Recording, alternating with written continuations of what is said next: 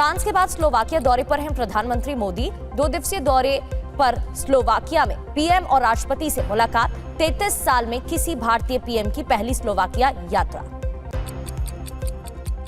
France दौरे में PM Modi और राष्ट्रपति मैक्रों के बीच डिफेंस सेक्टर को लेकर चर्चा हुई। भारत फ्रांस के बीच 13 मुद्दों पर सहमति बनी।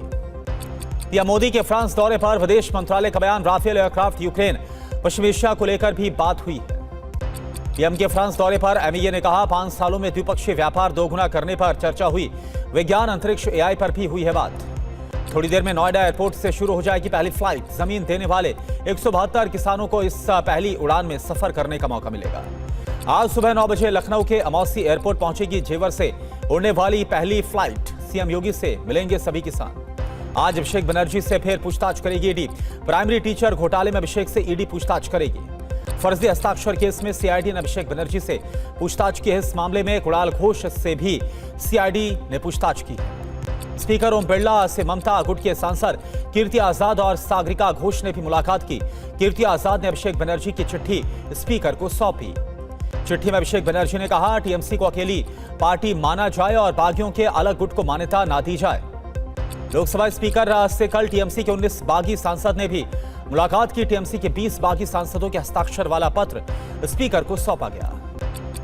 स्पीकर से मुलाकात के बाद बागी टीएमसी सांसद काकोली घोष का बयान। नेशनलिस्ट सिटीजन्स पार्टी में विलय करेंगे। टीएमसी सांसद काकोली घोष ने कहा हमारी संख्या 2/3 है, हम एनडीए का समर्थन करेंगे। संसद में अलग बैठने की व्यवस्था की भी मांग। टीएमसी के बागी सांसद सुदीप बंदोपाध्याय ने कहा कि भविष्य में टीएमसी के सिंबल पर भी दावा करेंगे। लोकसभा स्पीकर से मिलने से पहले केंद्रीय मंत्री भूपेंद्र यादव से बागी सांसदों ने मुलाकात की है। 2 घंटे तक भूपेंद्र यादव के घर पर मुलाकात चली। बहराइच की जनसभा में असदुद्दीन ओवैसी ने बयान दिया बीजेपी को रोकने के लिए साथ देने को तैयार, कोशिश करेंगे उत्तर प्रदेश में फिर बीजेपी सरकार ना बने। बहराइच में ओवैसी ने कहा बीजेपी शासित प्रदेशों में मुसलमानों पर अत्याचार हो रहा है, बुलडोजर से मुसलमानों के मकान तोड़े जा रहे हैं। ओवैसी ने कहा सीएम योगी समाजवादी पार्टी के नेता की बेटी का सम्मान रखते हैं, बेटी को तो अपनी मानते हैं लेकिन मुस्लिम बेटी को अपनी नहीं मानते। केरलम के त्रिशूर में आरएसएस प्रमुख मोहन भागवत ने बयान दिया आरएसएस किसी धार्मिक समुदाय के खिलाफ नहीं है, हिंदुओं का स्वभाव सबको साथ लेकर चलना है। धर्म परिवर्तन के पीछे लालच चिंता का विषय है। आरएसएस के लिए दुनिया एक परिवार है और समाज को संगठित करना आरएसएस का लक्ष्य। हरियाणा में आज से शुरू होगी एसआईआर की प्रक्रिया। हरियाणा में घर घर जाकर मतदाताओं का किया जाएगा सत्यापन। चुनाव आयोग ने कहा सत्यापन के बाद ड्राफ्ट लिस्ट तैयार की जाएगी। हरियाणा में अभी 2,06,55,929 वोटर हैं। राम मंदिर चंदा चोरी विवाद की जांच करेगी एसआईटी। आज जांच के लिए एसआईटी की टीम अयोध्या पहुंचेगी। राम मंदिर चढ़ावा गबन मामले में डिप्टी सीएम ब्रजेश पाठक का बयान। समाजवादी पार्टी से पूछिए बाबरी मस्जिद के चंदे का हिसाब है। नीट यूजी के री एग्जाम का एडमिट कार्ड जारी किया गया। 21 जून को देश भर में नीट की दोबारा से परीक्षा होगी। नीट की वेबसाइट पर छात्र एग्जाम फीस रिफंड के लिए आवेदन कर सकते हैं। फीस रिफंड के लिए अकाउंट डिटेल वेरीफाई करनी होगी। जम्मू कश्मीर के बालाकोट में सीजफायर का उल्लंघन एलओसी पर पाकिस्तानी सेना ने 10 से 15 राउंड फायरिंग की है। पुंछ की बालाकोट सेक्टर में भारतीय चौकियों को टारगेट करते हुए पाकिस्तान ने फायरिंग की है। भारतीय सेना ने दिया करारा जवाब। महिला T20 वर्ल्ड कप में भारत की शानदार जीत। महिला क्रिकेट टीम ने पाकिस्तान को 64 रनों से हराया। विश्व वृद्धजन दुर्व्यवहार जागरूकता दिवस पर सीएम योगी का संदेश। वृद्धजनों का सम्मान हमारी संस्कृति की पहचान है। बुजुर्गों को 1500 रुपए देगी सरकार। पश्चिम बंगाल के दार्जिलिंग में सुरक्षा बलों ने नेपाल बॉर्डर से एक बांग्लादेशी नागरिक को पकड़ा। अवैध तरीके से भारत में घुसने की कोशिश कर रहा था। पटना में खान कोचिंग के बाहर पुलिस ने चिपकाए 3 नोटिस। कोचिंग के 3 कर्मचारियों को पूछताछ के लिए बुलाया गया। यूपी के प्रयागराज में वाटरफॉल पर 2 पक्षों के बीच चले लाठी डंडे। कपड़े धोने को लेकर शुरू हुआ था विवाद। मारपीट का वीडियो वायरल। हरियाणा के बहादुरगढ़ में एसटीएफ और बदमाश के बीच एनकाउंटर की खबर है। इंद्रपाल नाम का बदमाश ढेर हुआ, एक पुलिसकर्मी भी घायल। महाराष्ट्र में पालघर के लव जिहाद केस में मुख्य अभियुक्त गुजरात से गिरफ्तार किया गया है। कोर्ट ने 19 जून तक पुलिस हिरासत में भेजा है। देहरादून में विनोद कश्यप हत्याकांड में शामिल अभियुक्तों के घरों पर बुलडोजर कार्रवाई। 24 घंटों में 4 अभियुक्तों को पुलिस ने अरेस्ट किया था। दिल्ली के एक परिवार ने 2 आईवीएफ सेंटर्स पर बच्चों की अदला बदली का आरोप लगाया है। कोर्ट से निष्पक्ष जांच की मांग की है। महाराष्ट्र के ठाणे जिले में सड़क हादसे में कारोबारी की मौत की खबर है। सड़क पर पड़ी गिट्टी के चलते हादसा हो गया। सीसीटीवी में रिकॉर्ड हुई पूरी वारदात। मध्य प्रदेश के मुरैना में ट्रेन से उतरी 3 महिलाएं दूसरी तरफ से आ रही ट्रेन की चपेट में आ गईं। पटरियों पर उतरी 3 महिलाएं और बच्चों की मौत। महाराष्ट्र के पंढरपुर में कुएं में गिरी श्रद्धालुओं से भरी पिकअप वैन हादसे में 14 लोगों की मौत, 5 घायल।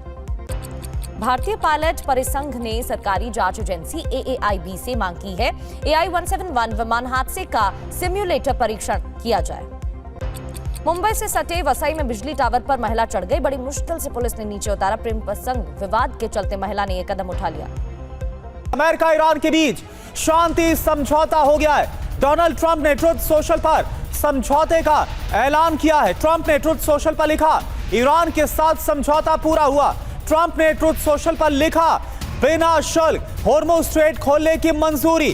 ट्रंप ने ट्रुथ सोशल पर लिखा, होर्मुज से यूएस नाकाबंदी तुरंत हटेगी।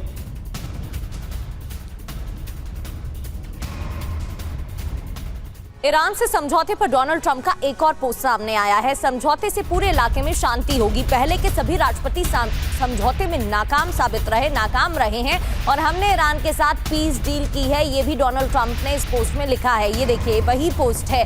समझौते पर साइन के बाद बारूदी सुरंग हटेगी। हॉर्मुज से फिर आवाजाही शुरू होगी। इधर व्हाइट हाउस से डोनाल्ड ट्रंप का पोस्ट शेयर किया गया है। व्हाइट हाउस से ट्रंप का पोस्ट शेयर, ईरान के साथ समझौते पर बधाई दी गई है।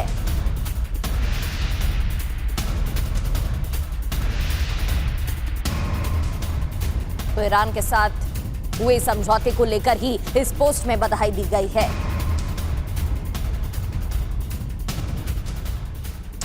तो अमेरिका ईरान के बीच शांति समझौता हो गया है। अब दोनों तरफ से डील को लेकर कई तरह के दावे किए जा रहे हैं। किसका क्या दावा है, आपको तफसील के साथ बताते हैं। अमेरिकी दावा, फ्रीज फंड रिलीज नहीं होगा अभी फिलहाल। ईरान का ऐलान, फ्रीज फंड से अरबों डॉलर मिलेंगे। तो अभी भी यहां पर देखिए पेच फंसा हुआ है। तो फिर ये कैसी डील? इसके अलावा इस तरह से अमेरिकी दावे के मुताबिक फ्रीज फंड पर भ्रम फैलाया जा रहा है। ईरान का दावा है उसे 12 अरब डॉलर मिलेंगे। आगे आप देखिए, अमेरिका ये बोल रहा है कि बिना शुल्क होर्मुज खुलेगा। तो ईरान ने कहा होर्मुज से यूएस फौज पीछे हटेगी, यानी कि शुल्क को लेकर अभी फिलहाल ईरान की तरफ से कोई कमिटमेंट सामने आ नहीं रही है। अमेरिकी दावा, बारूदी सुरंग हटेंगी। ईरान का ऐलान, फाइनल डील के बाद ही ऐसा कुछ संभव हो पाएगा, यानी तुरंत ऐसा भी कुछ हम नहीं करने वाले। अमेरिकी दावे के हिसाब से न्यूक्लियर प्रोग्राम पर फ्रेमवर्क बन चुका है। तो ईरान बोल रहा है यूरेनियम पर 60 दिन के बाद ही हम कोई बात करेंगे, अभी फिलहाल इस पर कोई बात नहीं करने वाले। और यही तो मनीष लगातार हम चर्चा कर रहे थे कि अभी भी बहुत सारे पेश नजर आ रहे हैं। क्या सिर्फ अभी खुद को संतुष्ट करने के लिए या ये दिखाने के लिए कि मैं सर्वश्रेष्ठ राष्ट्रपति हूं, जो पहले किसी ने नहीं किया वो मैंने कर दिखाया। और क्योंकि डोनाल्ड ट्रंप का 14 जून को जन्मदिन, तो इस वजह से ये बड़ा ऐलान कर दिया गया, क्योंकि अभी भी बहुत सारे क्लैशेस, बहुत सारे पेच नजर आ रहे हैं। देखिए, अमेरिका में भी इस बात पर बहस चल रही है कि राष्ट्रपति ओबामा के समय जो डील हुई थी और इस डील में से कौन अच्छा कौन बुरा है। लेकिन फिलहाल अगर आप देखें तो बाकी दुनिया को ये लगता है कि चलो किसी बहाने सही, अगर वहाँ पर जंग खत्म होती है, जहाज आते जाते हैं, और तो वैसी स्थिति में भारत, चीन समेत दुनिया के एक बड़े हिस्से में तेल और गैस की जो दिक्कतें हैं वो खत्म हो सकेगी, अगर ऐसा होता है तो। लेकिन तो पहली बात तो यह है कि इस डील पर भी जो साइन होगा वो 4 दिन बाद होने, और 4 दिन हॉर्मुज स्ट्रेट के लिए एक लंबा वक्त होता है, क्योंकि एक छोटा सा आपको IRGC का बोट चाहिए जहां से कि एक ड्रोन छोड़ना है या एक रॉकेट दागना है। हाँ। और सेंट्रल कमांड की तरफ से कार्रवाई करनी है, और फिर कुछ भी हो सकता है। वही दूसरी बात लेबनान में इजरायली फोर्स को लेकर है कि हिजबुल्लाह और IDF के बीच का संघर्ष इस डील को 19 तारीख से पहले भी पटरी से उतार सकता है। लेकिन अगर मान भी लिया जाए कि 19 तारीख को ये ट्रंप के बर्थडे का सेलिब्रेशन, एक्सटेंडेड सेलिब्रेशन करें, क्योंकि ये तो साफ तौर पर लग रहा है कि इतना सारा उतावलापन बर्थडे गिफ्ट देने के लिए किया गया प्रेसिडेंट ट्रंप को। लेकिन अगर 19 तारीख को इसका एक्सटेंडेड सेलिब्रेशन हो भी जाए, तो भी अब बहुत सारे किंतु परंतु हैं, जिसमें से कुछ बातें आपने कही है कि ईरान का दावा है कि उसको $12 बिलियन या उससे अधिक की संपत्ति उसकी डिफ्रीज की जाएगी, उनको मिलेगा। उससे पहले शायद वो 19 तारीख में भी साइन करने से मना कर दे। दूसरी बात यह है कि लेबनान से आईडीएफ वापस जाएगी। मुझे नहीं लगता कि प्रेसिडेंट ट्रंप इस स्थिति में है कि वो प्रधानमंत्री नेतन्याहू को इसके लिए तैयार कर सकते हैं। और जो तीसरी सबसे अहम बात है कि ये पहले आप वाला हॉर्मुज स्ट्रीट में पहले कौन हटेगा, अमेरिका हटेगा या फिर ईरान हटेगा? ये सब कुछ ग्राउंड पर वो रियलिटी है जिसका अभी कुछ भी साफ नहीं है। दोनों पक्षों में से किसी ने भी आधिकारिक तौर पर नहीं कहा है कि डील में क्या क्या शर्तें रखी गई है। दोनों पक्ष अपने मीडिया के जरिए कुछ इंफॉर्मेशन को देकर एक भ्रम फैला रहे हैं। हकीकत इनसे हो सकता है काफी कोसों दूर हो, और जिसके बारे में अभी भी बातचीत चल रही है, लेकिन बर्थडे के दिन अनाउंस करना था तो अनाउंस उन्होंने और बड़ी ताज्जुब की बात है मनीष की अभी भी दोनों तरफ से ये कहा जा रहा है कि हाँ ऐसा हुआ है, तो ईरान बोल रहा है नहीं ऐसा नहीं हुआ। अमेरिका बोल रहा है कि जो संपत्ति है उसका भी फिलहाल फ्रीज करने को लेकर कोई ऐलान नहीं। ईरान बोल रहा है कि नहीं हमें इतने अरब डॉलर मिल जाएंगे। यानी कुल मिलाकर अभी भी एक बड़ा विरोधाभास बना हुआ है और ऐलान इस बात का कर दिया गया कि समझौता हो गया है। प्रगति बिल्कुल, और अभी भी 96 घंटे बाकी हैं। ऐसे में कितने और दावे और कितने बयान सामने आते हैं देखने वाली बात है। बड़ी खबर यह भी कि अमेरिकी उपराष्ट्रपति जेडी वेंस ने बयान दिया, जिनेवा जाने की योजना बना रहे हैं, ये उनकी तरफ से जानकारी दी गई है। और राष्ट्रपति डोनाल्ड ट्रंप के भी शामिल होने की संभावना है। पीस डील में इजराइल भी शामिल है। डील से मिडिल ईस्ट को फायदा होगा, ये जेडी वेंस की तरफ से बताया गया है। डील से 50 साल में मिडिल ईस्ट में बदलाव देखने को मिलेगा। जिनेवा जाएंगे ईरान के विदेश मंत्री अब्बास अरागची। ये बड़ी खबर आ रही है। कालिबाफ बाकिर कालिबाफ जो कि ईरानी संसद के स्पीकर हैं, वो भी जिनेवा जाएंगे। अमेरिका के साथ एमओयू पर साइन होगा। तो फिलहाल जो समझौता हुआ है अभी 4 दिन के बाद इस पर हस्ताक्षर होंगे। लेकिन जैसा मनीष भी बार बार बोल रहे हैं, अगर इससे पहले कहीं कोई चूक हो गई, ये गलती भले वो इजराइल क्यों ना कर दे, तो इसके बाद फिर से संशय मंडरा सकता है। इधर अमेरिका ईरान डील पर शहबाज शरीफ का भी बयान सामने आया। पाकिस्तान के पीएम का ये बयान, दोनों पक्ष सैन्य कार्रवाई रोकने पर सहमत हैं। लेबनान के खिलाफ भी सैन्य कार्रवाई रुकेगी। लंबी बातचीत के बाद यूएस ईरान में डील हुई है।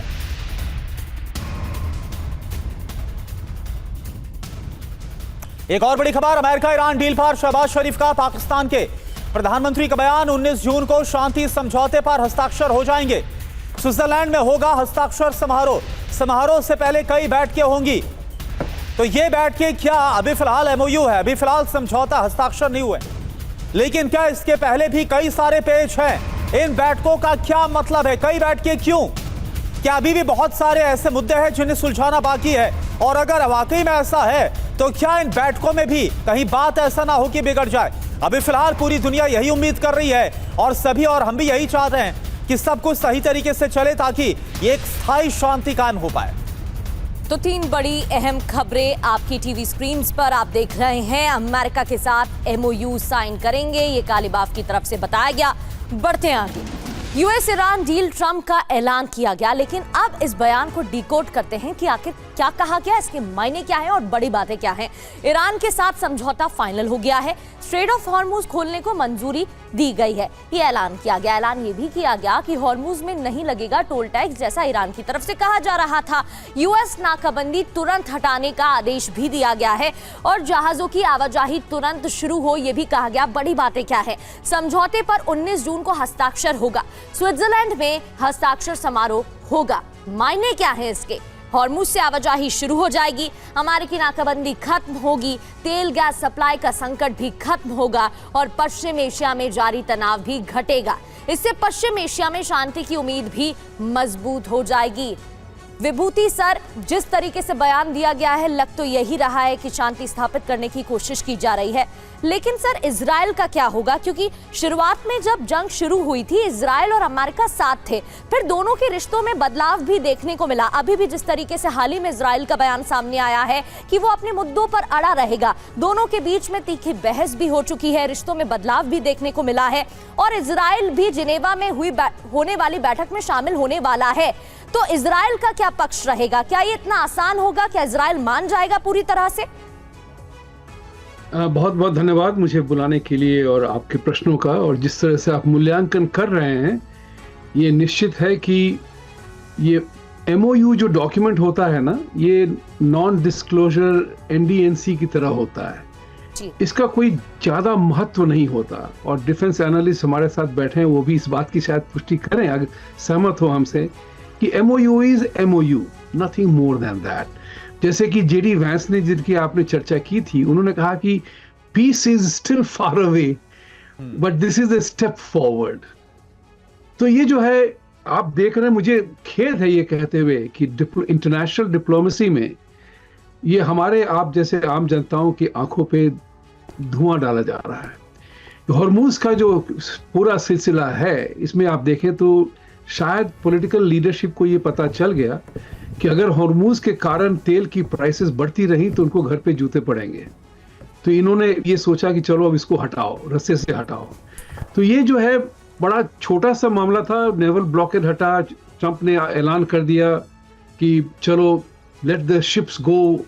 तो ये जो है बात, मैं ज्यादा इसमें ये कहता हूं कि जो बातें सामने आई हैं वो दिखती नहीं है, और जो नहीं दिख रही हैं वो कहाँ है किसी को पता नहीं, क्योंकि ट्रंप का सिर्फ एक मुद्दा है, Iran cannot have nuclear weapons, cannot have enrichment. तो आप देखें दोनों के बयानों में कितना मतभेद है। तो लगता है कि ये तो हास्यास्पद है, ये दो कॉमेडियन एक दूसरे के ऊपर कुछ लांछन लगा रहे हैं, वैसे ही लग रहा है मुझे। तो आई एम स्केप्टिकल। जहां तक इजराइल का सवाल है, इजराइल को फंसाया जा रहा है इसमें।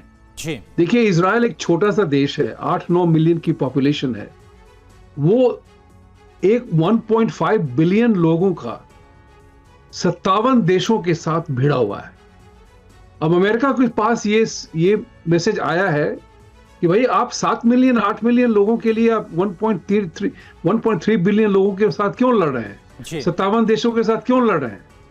और इनका भी अपना वोटिंग महत्ता बहुत बढ़ गई है। If you notice the game politics जो चल रहा है अभी यूरोप में, अमेरिका में, certain elements are cornering the political process.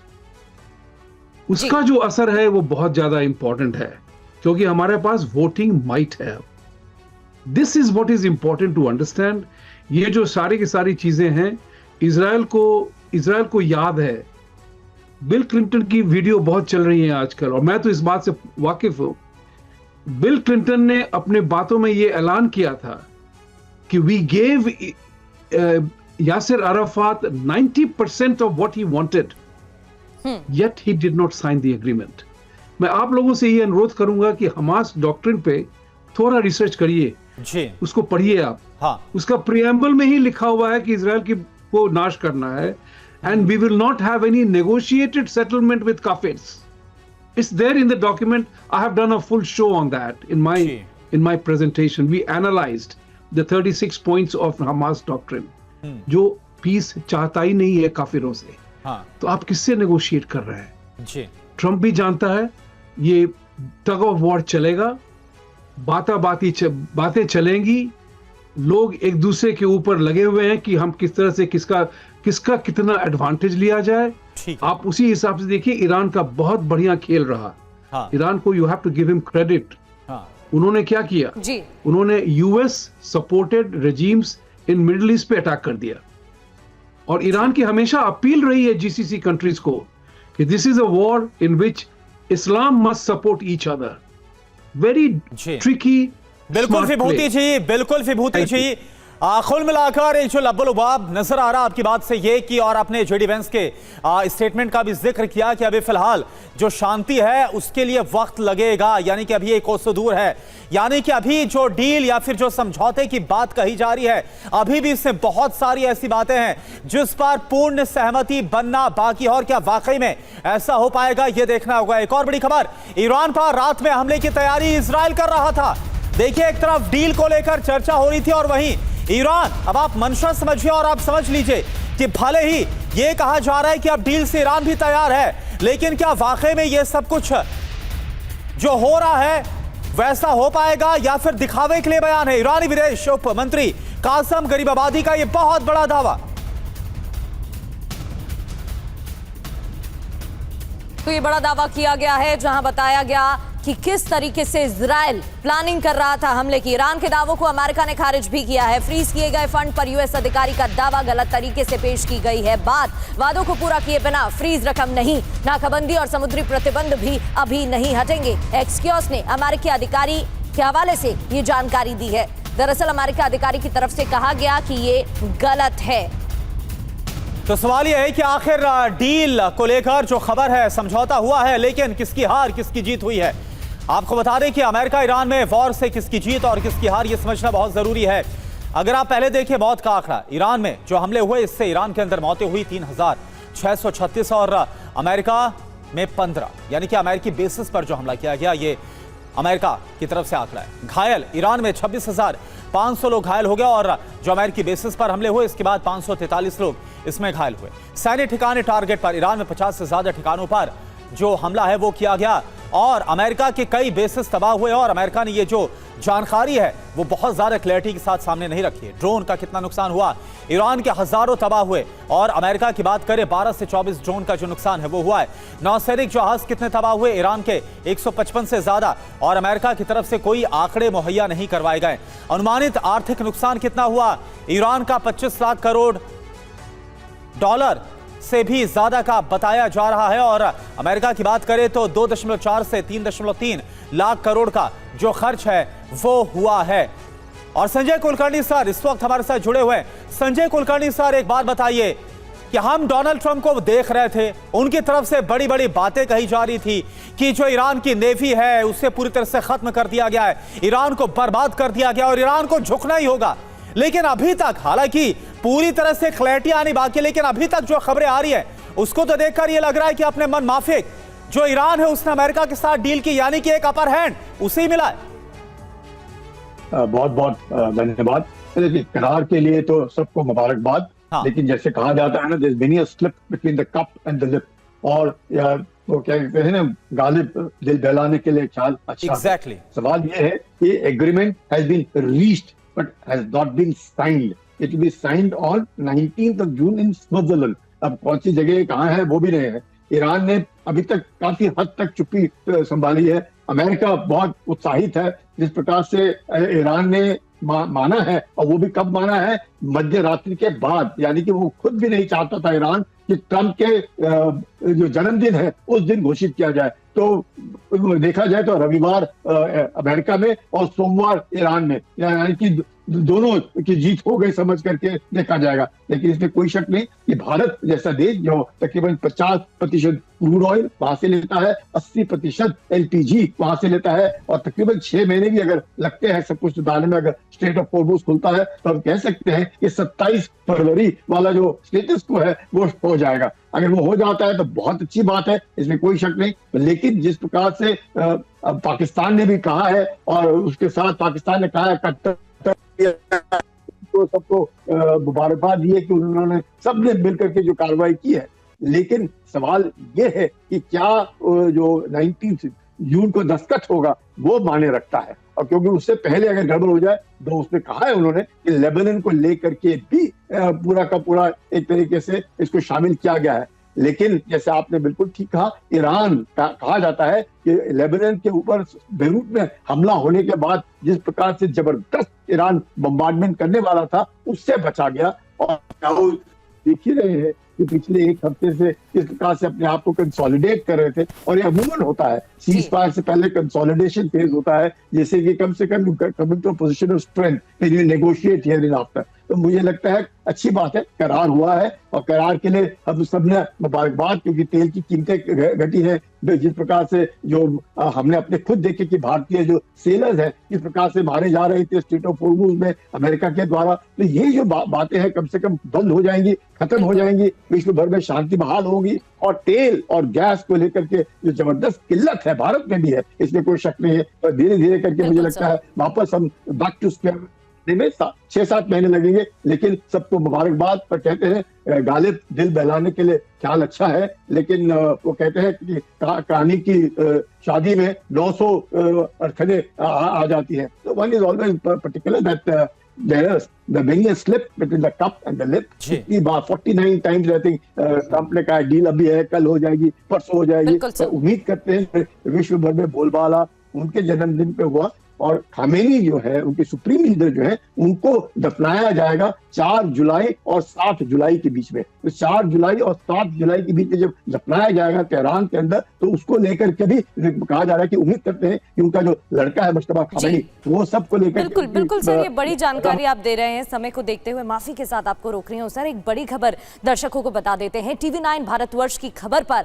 फिर मोहर लगी है। अमेरिका ईरान में डील की खबर पहले ही बताई गई थी। TV9 ने कहा था 14 जून को हो सकती है डील। ट्रंप के जन्मदिन पर डील की खबर बताई थी। ये बड़ी जानकारी आपको दे रहे हैं। सबसे पहले एक एक अपडेट और खबर TV9 पर हम आपको बता रहे हैं जंग से जुड़ी, और TV9 ने कहा था 14 जून को हो सकती है डील।